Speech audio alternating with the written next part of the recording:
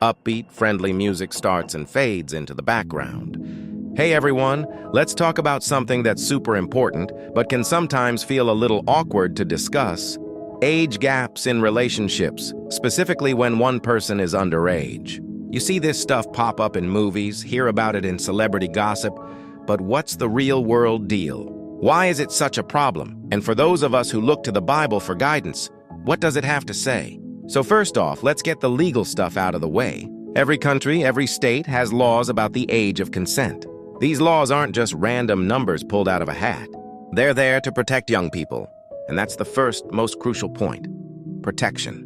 When you're a teenager, your brain is literally still under construction. The part that handles decision-making, impulse control, and understanding long-term consequences, the prefrontal cortex, isn't fully developed until you're in your mid-20s. An adult's brain is, for the most part, finished with that major development. This creates a natural, undeniable power imbalance. The adult has more life experience, more emotional maturity, and often more social and financial power. This isn't to say every adult is a predator, not at all. But it does mean that in a relationship with a minor, the potential for manipulation and exploitation, even if it's unintentional, is incredibly high. The younger person might feel pressured to do things they aren't ready for, or they might mistake control for care. It's a dynamic that's fundamentally unequal. Now, you might be thinking, but what about the Bible? Does it give a specific age? And the answer is no, it doesn't give a number like 18. The world was a very different place back then. People got married much younger, and life expectancies were shorter. So we can't just point to a verse and say, see, age of consent is X. But that doesn't mean the Bible is silent, far from it.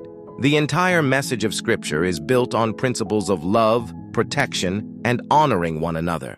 Think about 1 Corinthians, where it talks about love. It says love is patient, it's kind, it doesn't seek its own interests. It says love protects. An adult pursuing a relationship with someone who is legally and developmentally a child is not protecting them.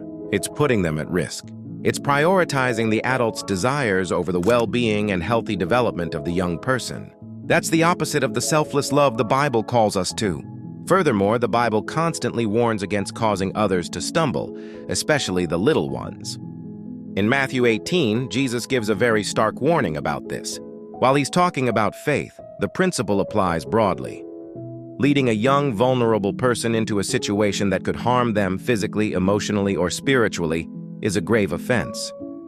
An adult-minor relationship is exactly that kind of situation. It can rob a young person of their chance to just be a kid, to figure out who they are among their peers without the immense pressure of an adult relationship. So when we put it all together, the picture is crystal clear. Modern laws are in place to protect the vulnerable based on our scientific understanding of development.